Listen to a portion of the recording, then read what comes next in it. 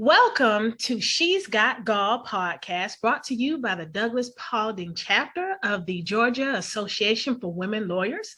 I am Lanita Mitchell-Blackwell, host, and today we have our immediate past president, Miss Ebony Phillips, this beautiful lady in blue here. Say hey, Ebony. Hi. Now, I know Ebony very well, as I have the pleasure of coming right behind her. She forged an incredible path for us for our chapter, but I know that you all are not as familiar, so I am going to do the formal introduction, and then we're going to chop it up today about self-care, which I know that everyone has been talking about it, but we want to talk about it from the perspective of how you can take care of yourself as a busy attorney with all of these different things going on in our lives. And once I read Ebony's bio, you will see that she is the perfect person to talk to us about this today. So without further ado, let's dive in. Attorney Ebony Phillips is a graduate of Emory University School of Law. Since becoming an attorney, she has been fortunate to practice in a variety of areas that include committee attorney for the Special Judiciary Committee of the Georgia General Assembly, legal instructor at Clayton State College and University, independent hearing officer for Atlanta Public Schools, ethics counsel for the city of East Point, and managing attorney of her own law firm, Phillips Law Group, where she specialized in personal injury and criminal defense. Throughout her career, Ms. Phillips has demonstrated a passion for serving the community, inspiring young people, and for sweet potato pie. She devotes much of her time to speaking and interacting with young people and finding ways to positively impact the local community. She volunteers with local volunteer bar associations that include service as our president of the Douglas Paulding Chapter of the Georgia Association for Women Lawyers of GAWL. She currently serves as the member at large and as the vice president of programs for the local chapter of the National Black Prosecutors Association. Ebony's daily affirmation is simple: be intentional, be inspirational, be the change. Welcome, Ebony. Thank you, Lanita. I'm so excited to be here. I'm so excited to have you, especially since this is our first podcast episode. Yay. And, as I said earlier, today we're going to focus on self-care, particularly for the busy lawyer. So, Ebony, I would like to ask you, because I've read your whole bio, and these are just a few things that you are involved in. That this lady is a magnificent, okay? Oh, you're too kind. But what was the point in your life where you were like, I have to do something different to take care of me, because I take care of everybody else very, very well, but I really have to take time to take care of me? Lanita, I would have to say it came fairly recently, to be totally transparent. I have not been a person who throughout my career has prioritized my own self-care. And some things happened where it just kind of, I guess, shook me to the core, if you will. And it was a wake-up call for me. And I said, you know what, this is not sustainable. It just isn't. And so I need to figure out how to do this differently. And the thing that I kept coming back to was taking better care of me. Yeah. And that was very, very recently. I have not been a person who just prioritized myself throughout my career. I can honestly say that. Now, what were things that you did to say, this is how I'm taking care of me today? I'm a person that just kind of likes to simplify things, and when I'm trying to change a behavior, what I have found is that the simpler it is, the easier it is for me to follow, because as you mentioned, we're all so busy. Yes. And so I kind of operate from a perspective of a three-pronged approach, right? Okay. And the first one sounds very basic, but it really is to just be intentional about it. To say to yourself, I'm going to make my self-care a priority. Yes. I have a lot of things that I do, a lot of hats that I wear, a lot of people I'm responsible for. Yes. But I have decided today, in this moment, that my self-care is a priority. And you really have to almost have that kind of a self-talk, because as women, as lawyers, we're as women, we're natural nurturers anyway. That's And right. so I'm going to raise my hand and say that I'm one of the women who's been known to take on too much. Yeah. But also as attorneys, we're sort of expected and we're kind of trained to be able to take care of everything for everybody all the time. That's the nature of what a lawyer's job is, I mean, just keeping it, fully truthful. We're expected to have the answer all the time, to have the right strategy all the time, to have the right, outlook on things all the time, and to be ready at a moment's notice.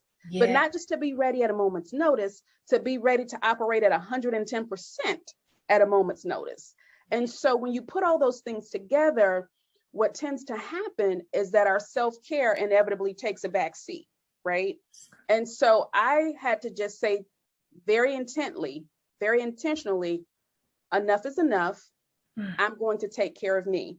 Because what I had found, Lanita, was that I was trying to, I got to a place where I was constantly trying to pour from an empty cup. I was running on fumes a lot and still trying to perform at the level that I was performing at. And my health was suffering significantly, both physically and my emotional health were very much suffering. So I would say you got to decide that you're worth it, right? That's right. Because it's easy for us to prioritize our children and our significant others and our other family members and our best friends and our good girlfriends and our work and our co-workers. But you've got to decide, and I'm saying you, but the fingers are pointing back at myself as well, because this is a decision that I had to make. I was the go-to person. I'm the phone call. Who do you call when you need something worked out, thought about, second opinion, done? Well, you just call Ebony. That's what you do. And so in that, what I also had to decide, and this was hard for me, this was extremely hard. I had to be intentional about saying no more. And it might sound like very simple. And now what I have to affirm for myself regularly is that no is a complete sentence. I do not have to say, no, I can't, because it's just no. And sometimes if it warrants an explanation, because I'm not a mean person, but in taking this journey, you have to redefine the parameters of relationships that you've had, right? And so sometimes people don't understand because you've been there every other time. But a lot of the other times you've been there, it's been to your own detriment, right? And at the expense of your well-being and of your health even. And so my first thing would be intentional about it. Decide you're worth it and stay on that. The second thing I would say, because I said there were three, right? Be consistent. Be consistent. It's kind of common, I think, for folks to go through something really, really traumatic or really, really compelling, and then come out on the other side and say, you know what? I'm going to take better care of myself. That's what I'm going to do, right? I did that a number of times before I got to the space that I'm in now. It wasn't that I didn't want to take care of myself. It wasn't that I didn't feel like I needed to take care of myself, but I wasn't intentional about it. And because I wasn't intentional about it, I lacked consistency. And so it never happened. It was a great idea, and it might happen once or twice, but it never really, really happened on a regular basis. And so there I was at the end of all that, trying to pour from a cup that was fully depleted, right? And so what worked for me, and I would encourage anybody listening to the podcast to just kind of consider it this way as well. When I say be consistent, what worked for me was to schedule it, right? We're busy. We're super busy. And if anybody listening is anything like me and the women that I know who are super women, we have to schedule things or they don't happen. That's correct. We can have all the best intentions in the world. We can have all, but the reality is, if we don't schedule it, it doesn't happen. And so just a suggestion that I might make to anybody trying to figure out sort of how to navigate that part. Put it on your calendar. Yes, put it on your calendar. Just like you calendar that deposition, that court hearing, that meeting with your boss, your child's soccer game, just like you calendar all of those other things, calendar your self-care. So, and set reminders for it. What I did was I came up with a list, Lanita, because I'm a list person, if you can't tell, right? So I came up with a list and I said, what are some things that I can incorporate right now today that would bring me joy, that would make me feel lighter, that would lift my spirits, right? Yes. And easy things, right? Because I'm about starting simple and then growing. And so I had this list of things, and then I thought, okay, realistically, how I looked at each one of them. Realistically, how often could I do these things? Because you also, in trying to change your habit, you have to make it something doable and sustainable, right? That's right. Because that defeats the whole purpose. So I had to come up with things that were simple, that were doable in the moment, and then figure out, like I would love to have a massage from a professional every single day. That's not realistic in my world though, right? So whatever your list of things are, or your list of things is, whatever those things are that bring you joy, figure out realistically how they can fit in the schedule that you already have, and then calendar them, right? And then set reminders. So what it did for me also, in addition to incorporating sort of more breaks and more self-care, it helped me change the narrative that was the self-talk that was playing in my head. Yes. Because I was so stretched out that all I would hear myself saying is, I never get a break. I never get a break. I never get time for me. Never, never, never, never, never, right? And so if you happen to pull your calendar up and you've got a massage scheduled, that helps to redefine what the self-talk is, right? Yes. Because then you can say, oh, wait, I have a massage coming up Friday. That's going to be nice. What it also did was allow me to not overly stress about when will I get a break, because it's already scheduled. It's already there. And I'm talking about simple things like I'm going to drink a latte at 10 a.m. And for those 15 minutes that I'm sipping my latte, and I'm not a coffee drinker, but just by way of example, right? I'm not taking calls. I'm not answering emails. I'm in that space for me, right? I'm going to take a bubble bath. Yeah. I'm going to go old school and light me some candles. I love it. Yes. And for those 30 minutes that I'm in there, I'm not doing anything but being present for myself. And when you start to think about it in that way and making yourself a priority, it sort of frees space in your mind. Because what was also cluttering up my mind was all the times I thought I didn't have a break and that I wasn't practicing self-care was, when am I going to get a break? When am I going to get a break? And that's in there and it's playing over and over. So now that I know it's scheduled, I don't have to play that tape in my head all the time. I can work on other things, right? Like being the best version of myself that I can be. I would do something as mindless as say, okay, I'm going to watch a certain TV show, and it might be one that's in syndication, but Friday at 8, that's what I'm watching, and I am to not be disturbed. And it's very helpful, I think, when we can think of it in that way. And when my little reminders pop up, like my book club, like my whatever it is, I'm like, oh yeah, I got book club coming up. And just in that moment, the load can be immediately lightened because you have something to look forward to, but you're also accomplishing a goal. Lawyers are very goal driven. We're very goal oriented and very goal driven. And if you've had as a goal for a long time to prioritize your self-care and you haven't quite managed to do it, when you see these reminders pop up and you see yourself following through, you're accomplishing a goal. And guess what? It's not a legal goal. It's not a social policy goal, but it's a goal that helps you. And so you get a twofer. You get a twofer for doing that. I think the third thing that I had to really, really work on, and some of these female attorneys that are going to hear this are going to know exactly what I'm talking about. I had to be graceful, right? Wow. I had to give myself the grace that I was giving everybody else. That's right. I'm a person who totally supports people, who supports causes, who supports family, all of these things, but I held myself to a much different standard, right? Yeah. Yes. There could be a scenario, right, Lanita, and this is crazy, but there could be a scenario where it could be identical for me and somebody else. Yeah. And the other person might not quite meet the mark they were trying to hit. I might spend an hour on the phone encouraging that person, right? It's okay. You did this and this well. The next time it'll be this way. You're fantastic. You're this, you're that. Yeah. But for myself, Ooh. you already know where this is going, right? Yeah. Oh, for yeah. myself, being a person who's my own worst critic, I know that I am. Yeah. I did not extend that same grace, right? I did not say, well, Eb, you did your best. Next time could be better. These are the things that you can work on. Here are your opportunities for improvement. I would kind of beat myself up about it. So giving yourself, and as lawyers, we do that. I think it's just probably part of the personality of anybody who would want to be a lawyer. Let's just be honest, to want to strive to perfection on everything all the time.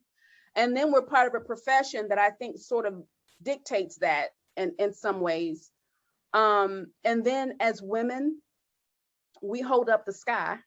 And so if you're a sky holder upper, then of course you want to be the best that you can be at all times. But at the end of the day, I had to learn to give myself the same grace I was giving everybody else. And also that it's okay to not be okay all the time. That there are going to be moments, right, where I might not be operating at 100% or 110%. And 70% is going to have to be good enough. That's what I have in this moment. That's right. That's what I have to offer. It is what it is.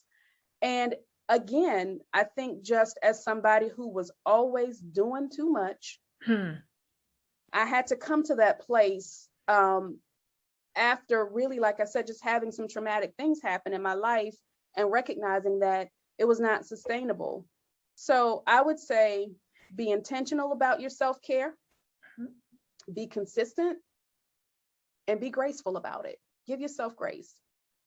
You know, when you were talking, all I could think about were the people in probably our lives. They may have different names, but I suspect that the avatar is the same, right?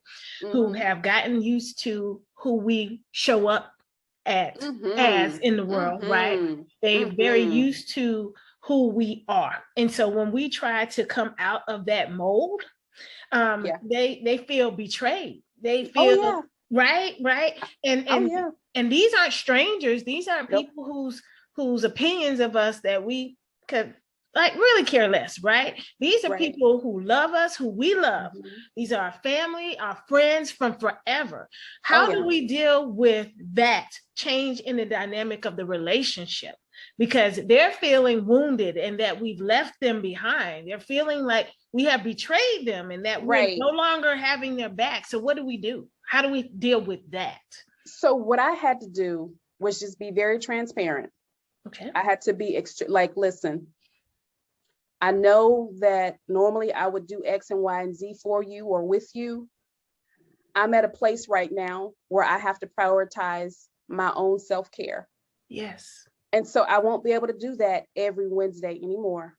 I will still participate when I can. Yes. Yeah. But I won't be able to do that. And I'm hopeful that you understand the journey that I'm on now, right? Yeah. Because when you put it that way, it's kind of like I'm not leaving you. Like we're on a journey together still, but just a different journey. I'm on a journey for self-care. And because you care about me, if you really care about me, right? That's a whole other podcast. That's an asterisk right there, right? But for those who genuinely care about us, we can say, and because I know you care about me, I know you'll understand. And then for the ones who really, really care, they get it. Now, it's not a cakewalk because there's still some restructuring of the parameters of the relationship. And if you've been in a relationship with somebody for a long time, to all of a sudden pop up one day and say, hey, I want to change our interaction, it takes some getting used to, right? But I think you do have to have the conversation about it. I don't think it's fair to them or to you really to just kind of stop doing things and not necessarily say, well, this is the reason why. Because if you don't do the explanation, they're going to continue to ask because them asking is consistent with what the relationship has been. Correct. Right. And then that's going to stress you out if you're a person like me who already had a problem saying no to people who in need. And so you kind of have to hit it off, to me from the front end. And then those who genuinely care about you, they get it. And that's not to say that you won't ever be there for them again, because of course you will. Of course. But the level of overcommitment that I had to really check that. I was so overcommitted. and I didn't even realize it, you know. And then there were moments where I thought I might be, but then I'm just gonna power through. I can handle this. I'm just gonna power through. It's gonna be okay. Until it wasn't. Quite honestly, until it wasn't. And I can sympathize and empathize with that, because I remember times when I would quote power through and I thought that there were not going to be consequences. And I heard a sermon by Reverend Rowena Silvera back this past Sunday that put it in words perfectly. What she said is, there might not be an immediate physical manifestation of you pushing things down, but it has to go somewhere, and it is being stored in your body somewhere. And so what normally happens is it manifests itself as illness. Yes, I can totally agree with that. Right. And for me, it manifested itself as fibroids and eventually became stage 4 endometriosis. For other people, it's alopecia. Or eczema, arthritis. You know, it's all these various issues because we're not standing up for ourselves and exhibiting the best form of self-care, like you said, about redefining these relationships.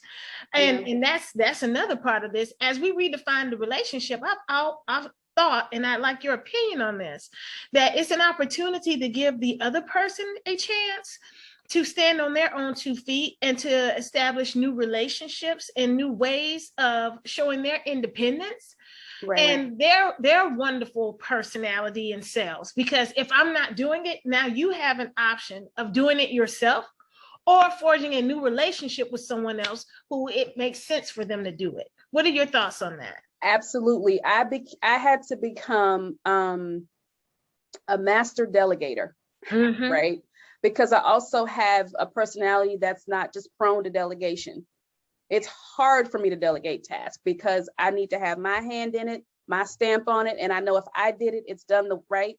And so I had to, with that also tying into what you just said, somebody said to me when I was going through all of this, well, what would they do if they didn't have you? Ooh. What would they do? Ooh. You might need to free them. And they use the word free. You might need to free them so that they can go and do that. And to your larger point, and then they have more independence. Yes. Because there comes a point where you could be borderline enabling and you think you're helping, right? But it was like it was like a light bulb moment. What would they do if they didn't have you? Whatever that is, because they'd be forced to make a way. They wouldn't go without. It wouldn't go undone. That's right. They'd be forced to work that thing out. And I've seen that in some of the relationships that I'm talking about. I've seen like, whoa, you're pretty good at that. Or wow, you know. But sometimes it's easier to just stay in the pattern that you're in. That's right. You have somebody you can call on and pick up the phone and say, hey, I need X and Y and Z. And I'm very actually appreciative for the efforts that certain people have made in their own lives to step up and step forward. I have to applaud that, you know. And then in some ways I'm like, man, was I in the way this whole time? I might have been in the way and thought I was helping, you know. But I definitely have seen a lot of that. And I always, like, when I get ready to say, well, no, I can't to something, and I'm kind of having that hesitation moment, that plays in my head. Like, well, what would they do? Like, whatever they would do if they didn't have you is probably what you, and the word free, that helped me when I could think of it in terms of I'm freeing them, not abandoning them, not leaving them, not disappointing them. I'm freeing them. That kind of helped me to be able to say no, because that no is hard for me sometimes. It's hard. You know, I think that because of the way that we were trained to learn, grow, expand, achieve, no kind of got pushed way into a back corner because we were taught that if you say yes and if people like you, that they will open doors. And then you did see the benefit of that, right? Absolutely. Right. Absolutely. Zig Ziglar has this saying, or had this saying, you can get everything that you want as long as everybody else gets what they want. And that kind of is how I think the word no got pushed into a corner and treated like it was some redheaded stepchild with the dunce cap, right? Yeah. But if we look at the people who society says are hugely successful and listen to the way that they run their meetings and the way they live their lives, I see no in their lives a lot. When I started to really think more about that, one of the things that was common, and like reading biographies of, like you said, people that we consider to be very successful and people we might want to emulate in business, in economics, in life, whatever, two things they prioritize, well, three: their time. Yes. They are pretty much their day is planned out. That's right. In advance. That's right. There's certain things a lot of them do. Like I noticed that a lot of them will meditate first thing in the morning just to clear their heads and kind of set the tone for their day. And whatever their meditation time is, it is to be uninterrupted, or they might work out, or they do their latte, whatever it is. I'm now setting the tone for my day, right? And they don't deal with a lot of time wasters. That's right. Time wasted. They absolutely cannot abide that. That's right. And then another thing they prioritize is their health. A lot of them. Yes. Absolutely. So they're not going to, a lot of the books that I've read, like those biographies, they talk about how they are getting a X amount of hours of sleep per night. They don't care what's going on in the universe. They're sleeping their 8 hours or their 10 or whatever it is, because they understand that so much of our health issues are related to lack of proper rest. Correct. It's a simple concept, but the body is an amazing machine. It's it really is. Yeah. And all we have to do is do right by it, and it'll do right by us. But like you said, somewhere along the way that got lost. So they prioritize their health, and then they also prioritize control of their situations, right? And so not everything is within our control. We know that, but the things that they make sure that they keep a hand on that. Yeah. So they're not going to allow themselves to get in situations where somebody else is dictating how they spend their day, how they spend their money, what causes they affiliate with. Yes. Or guilting them into saying yes when they really want to say no. Yes. And because I was like, and I was having a conversation with someone the other day, and they were like, oh, I just can't get this done. I can't get that done. And we were kind of lamenting sort of how fast the day goes by when you have so many things you're trying to do. And I said to the person I was talking to, I said, but you know what? Every human being has the same 24 hours in their day. That's correct. We all get the same 24 hours. It's just how are we spending our 24 versus the other people that we're looking at. Yeah. And so I think, to your point, like, we just have to know the word no. Yeah. And so much, in fact, right? The people that we're talking about, who we feel are successful and who we want to emulate, and this isn't us, obviously, but just for an example, they've got buffers and layers, right? Before you can even get to them to ask them anything directly. Like, they've got a no system already in place. Absolutely. Like, the gatekeepers. That's exactly right. If you manage to get through the 5, 10, or 15 gatekeepers, you still might get a no. That's correct. You still might get a no, right? But the point is that they're not going to spend a lot of time on things that should be no's and having people persuade them to turn them to yeses, because they know what I just said. Everybody gets the same 24 hours. But it's what you do with your 24. And so I've just been kind of thinking a lot about that, because I was having another conversation with someone the other day, and I said, when you go to funerals or when people pass away, nobody ever says, man, I had too much time with so-and-so. Oh, that's I wish so-and-so had left earlier. It's always, I wish I had more time. Yes. I wish I had spent more time. I wish I had, done this thing and that thing and the other thing. And so I was thinking, like, with the time that I have, how do I want to spend it? Right? Do I want to spend it taking care of myself so that I'm the best version of myself for all these other causes that I believe in and that I want to advocate for? Yeah. Or do I want to spend the time I have left trying to mend a wounded body and in a wounded mind that I had a hand in wounding because I refused to take care of myself? Like, those are the kinds of conversations that I've kind of been having with myself. And I know that it's a journey. And if you've had decades of not taking care of yourself, as I have, and I'm a person who, like, I don't smoke and stuff like that. And that's not a judgment at all on anybody who might. But my point is, you can fool yourself into thinking that you're doing a lot better for yourself than you are, right? Yes. So for me, it was like, well, I don't smoke. I really don't drink. It's like every now and again. Yeah. So I'm good. But I had so much oxidized stress in my body that I might as well have been a smoker, a drinker, a partier, fill in the blank with anything. If you abuse your body and don't take care of it, stress can kill you just as quickly as any other things we think are so deadly. Absolutely. And as lawyers and as women, I think we really, really need to really just be aware of that. And I had to come to that place because I had told myself, right? Because you tell yourself what makes yourself feel better. I'm doing good. I don't smoke. I don't do this. I don't do that. But what I also was doing was telling myself half the story, right? You're right. Yeah, you don't do those other things, but you also don't sleep enough. That's you right. also don't drink enough water. Yes. You also stress over things that you can't control. You Yes. also don't say no enough. Yes. And that's a real honest conversation to have with yourself. Because when you look like, and when you are, I guess, to a degree, successful in your career, you've got a decent home life, you've got these great, good girlfriends, and it's easy. It's easy to tell yourself only half the story. But if you tell yourself only half the story, are you really telling yourself the truth? And I think that we can all answer that. No.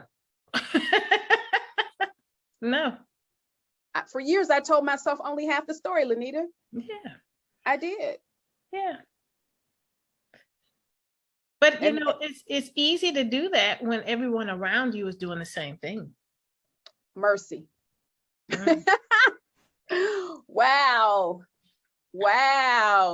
And it's really interesting when you have the epiphany and the people you have been hanging with and emulating and being mentored by haven't had it yet. That's very true. Yeah. I've had that experience. Yeah. Because what happens is they're used to the other version of me. Yes. And so that means they're used to our relationships and our interactions being a certain way. Yeah. Right. And now that I'm this version of myself, this, I'm going to call myself, Eb 2.0. Then they're like, well, wait, you're not going to work on that for 16 hours straight? No. Well, wait, you're not going to, cancel something with your family so you can do this? No. Yeah. And then it kind of becomes like I'm an outcast, right? And then I'm the redheaded stepchild. But that's the other part of this. You're talking about earlier about redefining the parameters of the relationships that you have. Things are to take care of yourself. If you're not already in a space or in a group where that's like prevalent or that's the focus, relationships will change. And sometimes you will be the outcast. You have to prepare yourself for that. True. But you also have to know that you're worth it. That's that part about being intentional. I'm intentionally putting myself first. I'm putting my health first. Congratulations. Thank you. I am serious. Yes. And it is. And it's an ongoing one because sometimes do you feel like you might slip back? Oh, for sure. Yeah. Oh, for sure. I caught myself doing that this week. What guardrails do you have? What's your support system like to make sure that you stay on this path? So one of the things that I had to do, just kind of like how if you're trying to lose weight or you're trying to stop smoking or whatever it is, you need accountability people in your life, right? Yes. And so one of the biggest people is my sister. My sister and I are very, very close. And so when I tell you she is the like the gatekeeper, the night watchman, all of that. And I love like, it. what time did you leave work today? What time did you get to work today? Did you eat yet? What did you eat? And it kind of forces me to say, you know what? The hour that you left the office is not acceptable. That's right. And you have to be open to that. Like, she will say to me, okay, you need to do better. That wasn't good. And she'll take a tone. Oh my goodness.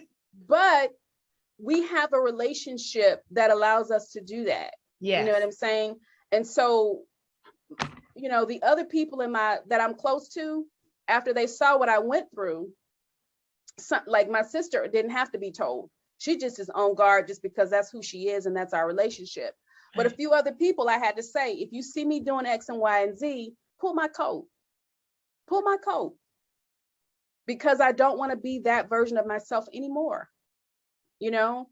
But it is easy because I've been doing it that way for decades.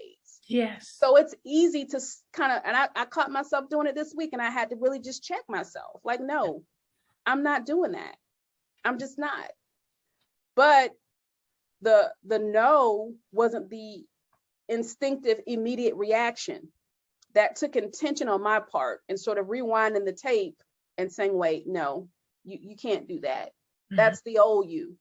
We're 2.0 now. Ebb 2.0 is not allowed to do that. And so it's a process. It's a process. I'm very, very grateful to have people in my life who will check me on it. Mm-hmm. And who will say to me, nope, you got to do better. That's not allowed. And I appreciate it. I really, really do. Awesome. Ebony, I cannot thank you enough for coming on the podcast today. The information that you have shared has been amazing. So give us those 3 points again. So, Lanita, for anybody who is struggling with trying to figure out how to be the best version of themselves, and they find that they're overcommitted, they're overstretched out, and they're not really taking care of themselves, I would say start here. Just 3 easy things you can do. Yes. Number 1, be intentional about your self-care. Decide that you are a priority and that you're worth it. Be able to say no, because no is a complete sentence. Yeah. The second thing I would say is be consistent. Don't have it to be a 1-off or a 2-off or a 3-off. Incorporate it into your daily life, right? Incorporate your self-care. And because all of us are super, super busy, schedule it. Put it on your calendar. Make it happen. We are women that if it doesn't appear on our calendar, it doesn't happen. We know that. Yeah. Number 3, be graceful, right? Give yourself the grace to not have to be perfect all the time, to not have to be on all the time. Give yourself the grace that you've been extending to other people this whole time and haven't given yourself. That's what I would say. Be intentional, be consistent, be graceful. You have heard it from the master herself, Ebony Phillips. Thanks for hanging out today with the She's Got GAWL podcast. We'll be coming to you every other week from September to June. If you are a member of the Douglas Paulding Chapter of GAWL, being a guest is a part of the benefits of membership. So just reach out to us at westgeorgiahasgall@gmail.com to get on as a guest. Or if you are one of our elected officials or servants in the community and you have something that you would like to share with us, you're also invited to email us to see if we can get you in our schedule, because we have a lot of members who are awesome and who are ready to show out. Looking forward to more dynamic conversations. Very happy to have kicked it off today with Ebony. Take care and stay blessed. Thanks, Lanita.